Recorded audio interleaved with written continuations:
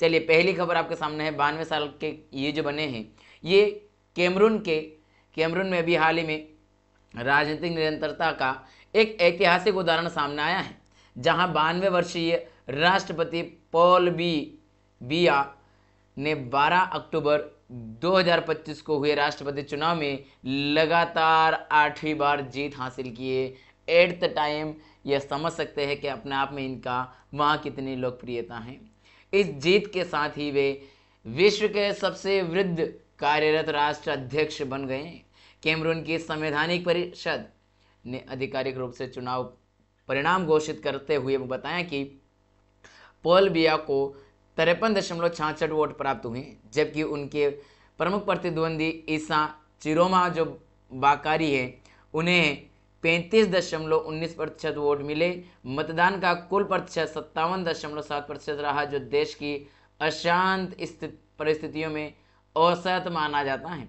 चुनाव के दौरान देश के कई हिस्सों में हिंसक विरोध प्रदर्शन हुए, कम से कम 4 नागरिकों की मौत हुई और धांधली तथा वोटर की फ्रॉड के गंभीर आरोप लगे।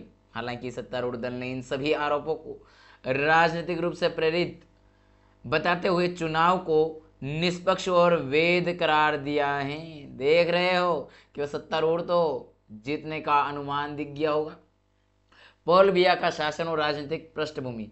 पॉल बिया ने 1982 में देश के पहले राष्ट्रपति अहमदो आहिदजो के इस्तीफे के बाद सत्ता संभाली थी। तब से लगातार 43 वर्षों से अधिक समय से वे क्या कर रहे हैं, सत्ता को संभाल रहे हैं, से कैमरून की राजनीति के केंद्र में बने हुए हैं। उन्होंने अपने कार्यकाल के दौरान संविधान में संशोधन कर राष्ट्रपति पद की कार्यकाल सीमा जो है, टर्निंग जो लिमिट है कार्यकाल की, को समाप्त कर दिया, जिससे वे बार बार चुनाव लड़ने में सक्षम हो गए।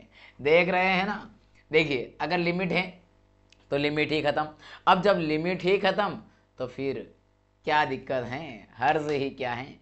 उनका शासन एक सत्तावादी शासन शैली के लिए जाना जाता है, जिसमें सीमित राजनीतिक स्वतंत्रता और विपक्ष पर नियंत्रण की आलोचना रहती है। हालांकि उनके समर्थक उन्हें राजनीतिक स्थिरता और निरंतरता का प्रतीक मानते हैं, वहीं आलोचक कहते हैं उनका लंबा शासन लोकतांत्रिक विकास को रोकता है। बिल्कुल सही बात है, देश की युवा पीढ़ी की आकांक्षाओं को दबाता है। जरा सोचिए, 92 वर्ष का हो गए हैं, इनको रिटायरमेंट की जरूरत ही नहीं है, अभी भी कहाँ लगे हुए हैं, राजनीति में लगे हुए हैं।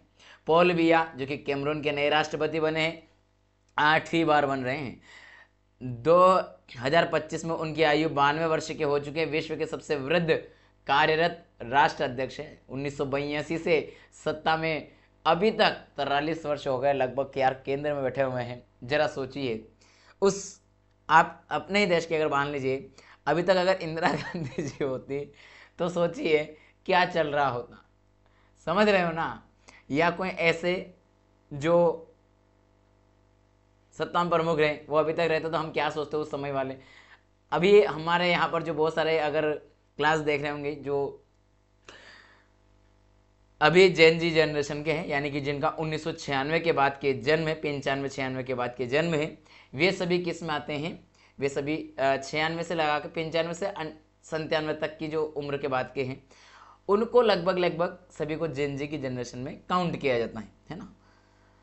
अब आप ये बताइए जिनका अभी जन्म हुआ है, अगर वो बात देखें अगर, तो वो तो जब से जन्म लिया तब से लेकर आज तक उनका कार्यकाल, और अब जब तक डेथ नहीं हुई तब तक कार्यकाल में रहेंगे। इसका मतलब ये तो कहीं ना कहीं क्या हो रहा है, गलत है ना।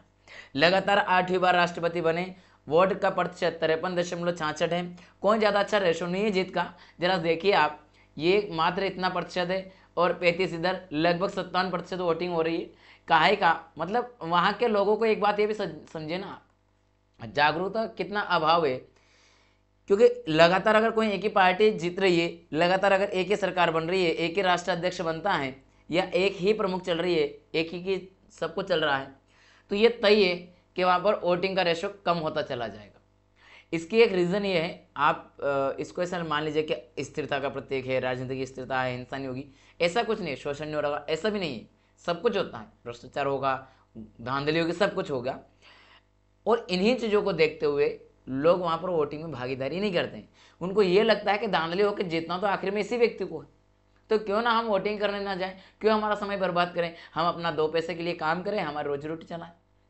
कुछ इस तरीके की मानसिकता से भी बहुत सारे वोटिंग नहीं करते हैं। और आप देखिए टोटल जो वोटिंग हुई वहाँ की जनसंख्या की, उसमें मात्र 57%, यानी कि आपके वहाँ से लगभग मोटे मोटे तौर पर अगर देखा जाए तो 40%, 40 से भी प्लस अधिक लोगों ने वोटिंग में भाग नहीं लिया है।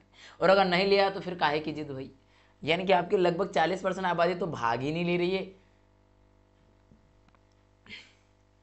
ये थोड़ा मुझे ऐसा लगता है कि ये गड़बड़ है, बहुत बड़ा गड़बड़।